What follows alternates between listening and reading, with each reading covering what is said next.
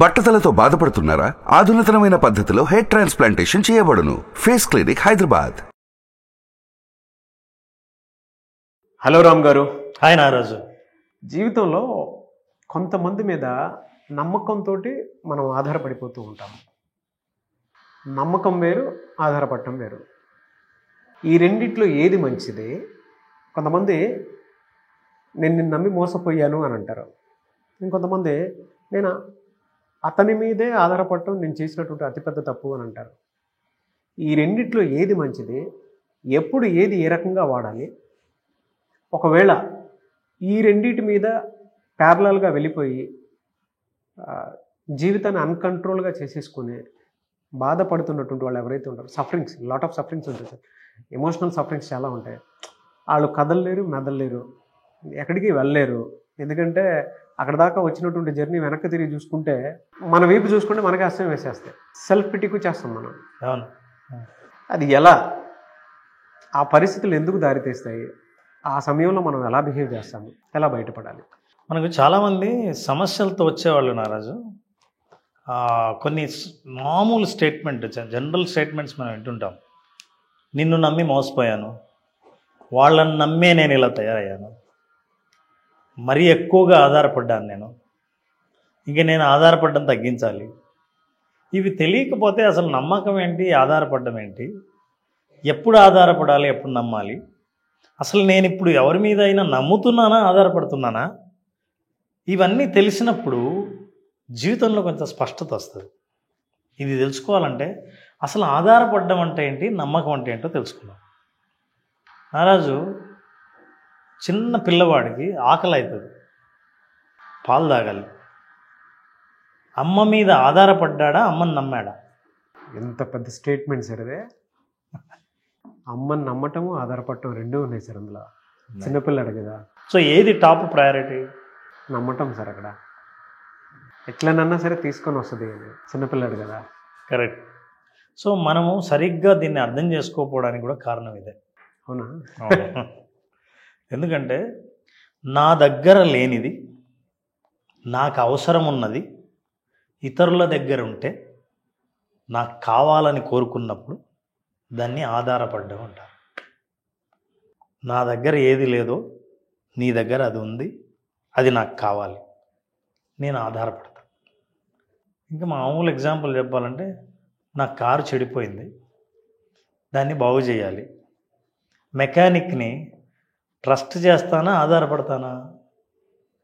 First నేను ఆధారపడ. ఎందుకంటే నా దగ్గర ఆ స్కిల్ లేదు, నీ దగ్గర ఆ స్కిల్ ఉంది. ఆ స్కిల్ నాకు కావాలి, ఎందుకంటే కారు బాగు చేయాలి, ఆధారపడతాను. ఏదైనా సరే మన దగ్గర లేనిది ఇతరుల దగ్గర ఉన్నది, వాళ్ళ దగ్గర నుంచి మనం ఆశించినప్పుడు మీరు ఆధారపడతారు. ఆధారపడడం అన్నది మీకు ఫండమెంటల్గా మీకు అవసరమైనది. పిల్లవాడికి అమ్మను నమ్మాలా లేదా, అసలు నమ్మదగిందా లేదా అంత జ్ఞానం కూడా లేదు. నాకు ఫుడ్ కావాలి, నాకు ఆకలైన ప్రతిసారి నువ్వే పాలిస్తావు, ఇప్పుడు నేను నీ మీదే ఆధారపడ్డాను. ఆకలి అయితే బొమ్మ దగ్గరికి వెళ్ళను, అమ్మ దగ్గరికి వెళ్తాను. ఎందుకంటే అమ్మ ఆకలి తీరుస్తుంది కాబట్టి ఆధారపడ్డా. సో ఇప్పుడు ట్రస్ట్ అంటే ఏంటి, నమ్మకం అంటే ఏంటి? ఏదంటే నమ్మకం, అవతల వ్యక్తి ఎవరైతే నా విషయాలను తెలిసి నాకు సహకరిస్తాడని నమ్మకాన్ని ఉంచుతాను, అంటే ట్రస్ట్ ఉంచుతాను. ట్రస్ట్ ఉంచడం అంటే ఏంటంటే అవతల వాళ్ళ ఎక్స్పర్టైజ్ మీద నమ్మటం, ఎక్స్పర్టైజ్ మీద ఆధారపడ్డాన్ని నమ్మకం అంటారు. అంటే ఎట్లాంటి ఎక్స్పర్టైజ్? ఫర్ ఎగ్జాంపుల్ డాక్టర్ దగ్గరికి వెళ్తాను. డాక్టర్ దగ్గరికి వెళ్తే ఆయన కాంపిటెన్సీ మీద, అతని టాలెంట్ మీద నాకు నమ్మకం. I trust it. ఈ ట్రస్ట్ అనేది ఇద్దరి మధ్య కానీ, రెండు కంపెనీల మధ్య, లేదా టీం మధ్య, లేదా ఇద్దరు వ్యక్తుల మధ్య, ఎవరైనా సరే ఈ ట్రస్ట్ అనేది ఏంటంటే నాకు సంబంధించిన రహస్యాలు నేను మీ మీద నమ్మాలంటే ఆధారపడక్కర్లేదు నారాజు. ఆధారపడడం వేరు, నమ్మటం వేరు. నమ్మాలంటే ఆధారపడక్కర్లేదు, నమ్మొచ్చు. అయితే నమ్మకంలో ఆధారం ఉండొచ్చు, కానీ ఆధారం ఉండాల్సిన అవసరం లేదు. నేను నమ్మాలంటే బిజినెస్ చేస్తుంటే నా బిజినెస్ పార్ట్నర్ని I will trust because you will save my secrets. ఇది నీ మీద ఆధారపడక్కర్లేదు, నేను నమ్మాను. అయితే ఈ రెండిట్లో పవర్ఫుల్ ఏది డేంజర్, రిస్క్ ఎక్కువ, ఏది ఉంది? ఆధారపడడంలో రిస్క్ ఉందా, నమ్మటంలో రిస్క్ ఉందా? ఆలోచిస్తే ఏమనిపిస్తున్నారు? చాలా క్రిటికల్ క్వశ్చన్స్.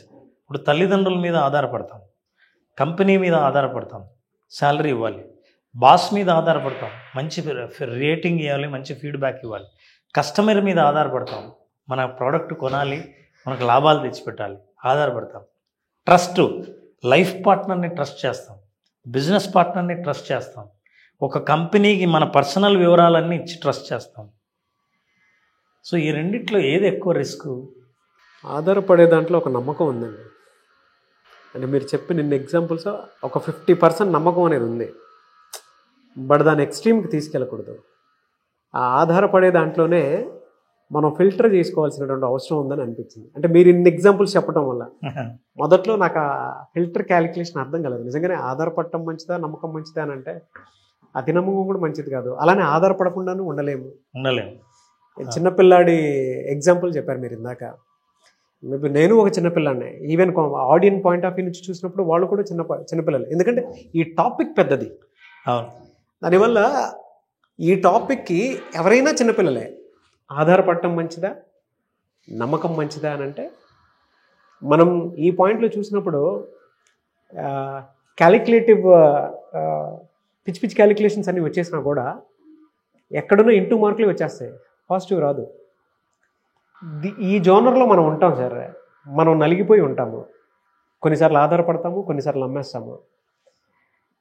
ఎవరు అతిథులు కాదు దీనికి.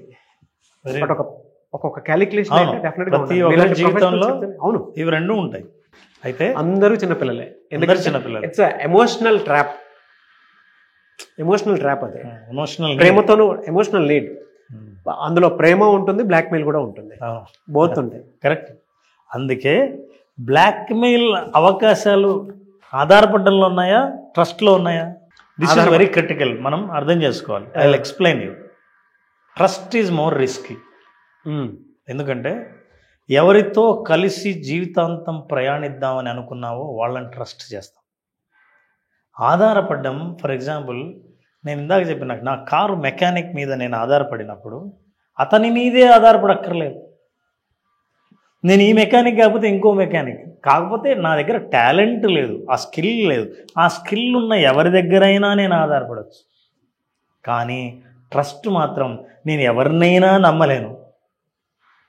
నేను నమ్మేది ఎవరినంటే నా లైఫ్లో చాలా కాలం పాటు ఎవరితో ప్రయాణం చేద్దామని అనుకున్నానో వాళ్ళని ట్రస్ట్ చేస్తాను. Trust is more risky, more dangerous, more careful you need to be. మనిషి చాలా జాగ్రత్తగా ఉండాల్సింది ట్రస్ట్ చేయాల్సిన చోట, ఆధారపడాల్సిన చోట కాదు. ఫర్ ఎగ్జాంపుల్, మొదట్లో తల్లిదండ్రుల మీద ఆధారపడిన బిడ్డ మెల్లిగా ఆధారాన్ని తగ్గించుకుంటాడు, విత్డ్రా చేసుకుంటాడు, ఆధారపడక్కర్లేదు. పాల నుంచి భోజనం మీద ఆధారపడతాడు, భోజనం నుంచి తర్వాత తన అవసరాల మీద ఆధారపడతాడు. మెల్లిగా హీ బికమ్ సెల్ఫ్ డిపెండెంట్. మీరు ఒక్క పైసా ఇవ్వాల్సిన అవసరం లేకుండా నేను జీవిస్తాను. ఆధారం అనేది మనిషి మారినప్పుడు, పరిస్థితులు మారినప్పుడు మారచ్చు.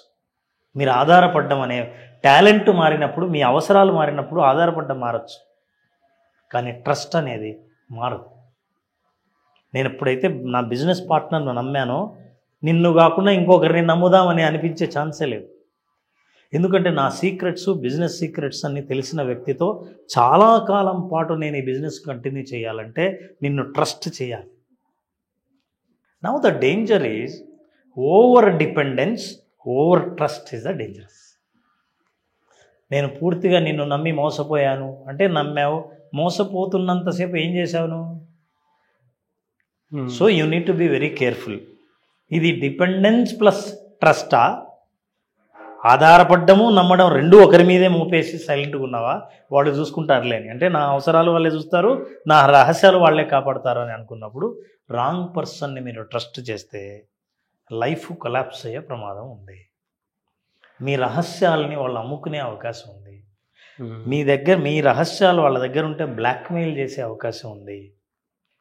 డిపెండెన్స్ ఆధారపడితే వాళ్ళు బ్లాక్మెయిల్ చేయరు. ఫర్ ఎగ్జాంపుల్ నేను నేను ఏదైనా ఒక అవసరం ఒక సర్వీస్ కావాలనుకుంటే ఆ సర్వీస్ కోసం అతను వెళ్తే నా దగ్గర సర్వీస్ లేదండి అంటే అతని మీదే ఆధారపడక్కర్లేదు, ఇంకొక దగ్గర సర్వీస్ చేయించుకుంటాను. సో ఆధారపడాల్సి అతని దగ్గర నా సీక్రెట్ ఏం లేదు, ఇంకొకరి దగ్గరికి వెళ్ళి చెప్తా. అసలు చెప్పాలా వద్దా చాయిస్ నా దగ్గర ఉంటుంది. కానీ ట్రస్ట్లో మాత్రం సీక్రెట్స్ ఉంటాయి. ఈ secrets are very very important. అందుకే ఆర్గనైజేషన్ ఎంప్లాయీస్ మీద ట్రస్ట్ చేస్తుంది. ఎందుకంటే ఈ కంపెనీ రహస్యాలు మీరు కాపాడతారని. ఎంప్లాయీస్ ఆర్గనైజేషన్ మీద ఆధారపడతారు. ఈ ఆర్గనైజేషన్ కాకపోతే ఇంకొక ఆర్గనైజేషన్ ఆధారపడడానికి. కానీ ట్రస్ట్ని ఇతన్ని కాకపోతే వేరే వాళ్ళని నమ్ముదాం అని ఉండదు. ఒకసారి నమ్మితే ఆ వ్యక్తి మీద కంప్లీట్గా మనం ట్రస్ట్ ఉంచాల్సి వస్తుంది. కాబట్టి ట్రస్ట్ ఈజ్ ద చాలా critical secret and we need to understand trust is risky. ఈ రెండు మనం అర్థం చేసుకున్నప్పుడు లైఫ్లో మీరు ఎవరి మీద ఆధారపడ్డారు, ఎన్నాళ్ళు ఆధారపడుతున్నారు? కామెంట్ బాక్స్లో పోస్ట్ చేయండి. మీ అనుభవాలు ఏవైతే ఉన్నాయో, సగానికి సగం జీవితం నాశనం చేసుకున్నటువంటి సందర్భాలు మనుషులే మన చుట్టుపక్కల ఉన్నారు. ఈవెన్ నేను కూడా దానికి అతీతం కాదు. అంటే మీ ఎమోషన్స్ని పెట్టండి. మీరు దేనివల్ల ఆధారపడటం వల్ల జీవితం నాశనమైందా, నమ్మకం వల్ల జీవితం నాశనమైందా, ఆధారపడి నమ్మకంతో జీవితాన్ని నాశనం చేసుకున్నారు అనేది మాత్రం correct. Naraju, what you said is right. అయితే మేజర్ డిఫరెన్స్ అర్థం చేసుకోవాలంటే ట్రస్ట్ అన్నది రెండు వైపులు రావాల్సి. డిపెండెన్స్ ఒకవైపు చాలు. మెకానిక్ నా మీద ఆధారపడక్కర్లేదు, నేను మెకానిక్ మీద ఆధారపడతాను. ఈ మెకానిక్ మీదే ఆధారపడక్కర్లేదు, ఇంకో మెకానిక్ దగ్గరికి వెళ్ళచ్చు. So it is one sided. Trust both two side. ఇది important. You have to trust me, I have to trust you. అయితే ఎప్పుడు ఆధారపడాలి, ఎప్పుడు నమ్మాలి? నెంబర్ 1, మీకు ఏదైతే స్కిల్ లేదో అవతల వాడికి స్కిల్ ఉంటే స్కిల్ ఉన్నవాడి మీద ఆధారపడవచ్చు. నెంబర్ 1. నెంబర్ 2, మీరు ఏదైనా డెలిగేట్ చేయదలిస్తే ఒక పనిని మీరు చేయలేరు, ఇంకొకరి చేత చేయిద్దాం, నాలాంటి కాంపిటెన్సీయే నాలాంటి స్కిల్లే ఎవరికైతే ఉందో వాళ్ళకి అప్పచెప్పి వాళ్ళ మీద ఆధారపడవచ్చు. Then you can depend on them. You can depend on people those who can deliver exactly what you can deliver. మీరు ఏదైతే ఎవరికైనా ప్రామిస్ చేసి ఈ టైంలో చేద్దామన్నారో మీరు అందుబాటులో లేరు, ఈ కాంపిటెన్సీ మీద ప్రాజెక్ట్ బేస్డ్గా ఒక టైం బేస్డ్గా ఇచ్చి ఆధారపడి ఆ ఆధారాన్ని మళ్ళీ మీరు డిస్కనెక్ట్ చేసేయచ్చు. ఇక చాలు, పని అయిపోయింది, అవసరం లేదు అని. సో మీ అవసరాలు తీరేదాకా ఆధారపడడం చాలా ఆరోగ్యకరం. వాళ్ళని వాడుకోవడం అని కదా దాని అర్థం. ఆధారపడడం ఎంతవరకు అంటే, ఎందుకంటే ఆ స్కిల్ని నేను డెవలప్ చేసుకునేదాకా నీకు ఆధారపడ. That is 1. అండ్ ట్రస్ట్ ఎవరి మీద, ఎవరితో అయితే చాలా కాలం పాటు సంబంధ బాంధవ్యాలు కొనసాగించాలని అనుకున్నారో, long term relationship, trust them. ఎవరితో అయితే బిజినెస్ పార్ట్నర్షిప్లో ఉండి వ్యాపార రహస్యాలు ఎవరి దగ్గర ఉండొచ్చు అని అనుకున్నారో, ట్రస్ట్ దెమ్. ఎవరినైతే మీరు మీ పర్సనల్ విషయాల్ని బ్లాక్మెయిల్ చేయరు, నన్ను అర్థం చేసుకుంటారు, నా తప్పుల్ని, వల్నరబిలిటీస్ని, బలహీనతల్ని ఎవరితో అయితే షేర్ చేసుకోవచ్చు అని నేను అనుకుంటున్నానో, నా యాంగ్జైటీని, భయాల్ని బయట పెట్టవచ్చు అని అనుకుంటున్నానో, ఆ వ్యక్తిని ట్రస్ట్ చేయండి. ఈ సందర్భాల్లో ట్రస్ట్ చాలా కాలం ఉండేది. ఆధారం అన్నది కేవలం తాత్కాలికమైనది. మీరు ఆధారాన్ని శాశ్వతం చేయకండి, ట్రస్ట్ని తాత్కాలికం చేయకండి. ఎక్కడి నుంచి వస్తుంది సార్ ఇవన్నీ? ఎంత డీటెయిలింగ్ నాలెడ్జ్ ఉందో, ఎంత డెప్త్ ఉందో. No words Ram sir. Thank you అన్న. Thank you so much Ram గారు. Thank you Naraj. Thank you so much. అయితే చాలామంది, నేను కొత్తది ఒకటి ఇంట్రడ్యూస్ చేద్దాం అనుకుంటున్నాను. అంటే ప్రతి ఒక్కరికి ఒక మానసిక సమస్య అనేది ఉంటుంది. కొంతమంది బాహాటంగానే చెప్తారు, ఎలా అంటే నేను దీంతో సఫర్ అవుతున్నాను అని. అటువంటి వాళ్ళు మన షోలో ఇన్వైట్ చేద్దాం అని అనుకుంటున్నాను నేను కొంతమందిని. ఎందుకంటే వాళ్ళని మనం ఎప్పుడైతే లైవ్లో మాట్లాడి వాళ్ళ ప్రాబ్లమ్ని సాల్వ్ చేస్తామో, దానివల్ల ఎక్కువ ఇన్స్పైర్ అయ్యే అవకాశం ఉంటుంది చాలామంది. సో అభ్యంతరం లేదు అనుకునేటువంటి వాళ్ళు మీకు మా షోలో పార్టిసిపేట్ చేద్దాం అనిపిస్తే, సమస్య ఏదున్నా సరే, మానసిక సమస్యలకు సంబంధించి ఏదున్నా సరే, సమస్య కాదు, మనకు చర్చకు అనుకూలమైన అంశం ఏదైనా చర్చకు అనుకూలమైనటువంటి అంశాలు ఉన్నా కూడా మీరు మా షోలో పార్టిసిపేట్ చేయాలి అని అంటే స్క్రీన్ మీద కనిపిస్తున్న నెంబర్కి మీరు call or message or WhatsApp చేసి రావచ్చు. మా షోకి హైదరాబాద్లో ఉంటుంది మా స్టూడియో. సో మీరు అక్కడికి రావచ్చు. లేదా హైదరాబాద్లో ఉండేటువంటి వాళ్ళైనా సరే మీరు మాతో పార్టిసిపేట్ చేయొచ్చు. లేదు పర్సనల్గా కొంతమంది అపాయింట్మెంట్ తీసుకోవాలి అనుకునేటువంటి వాళ్ళు ఉంటారు. సో వాళ్ళు మీ దగ్గర అపాయింట్మెంట్ కోసం, లేదంటే personal coaching కావాలనుకుంటారు 1 month 2 months 3 months అని. ఇప్పుడు సెలబ్రిటీస్ ఏ విధంగా అయితే మీ దగ్గర కోచింగ్ తీసుకుంటూ ఉన్నారో, నాలాంటి వాళ్ళు కూడా కూర్చొని తీసుకుంటూ ఉంటారు. సో అట్లా కొన్ని ఉంటాయి. అలాంటి వాళ్ళకు కూడా మీరు టైం ఇస్తారా, ఎలా ఉంటుంది, అండ్ విజువలైజేషన్ క్లాస్ అప్పుడు ఉండే అవకాశం ఉంటుంది. నారోజు తప్పకుండా మంచి ప్రపోజల్ చెప్పావు.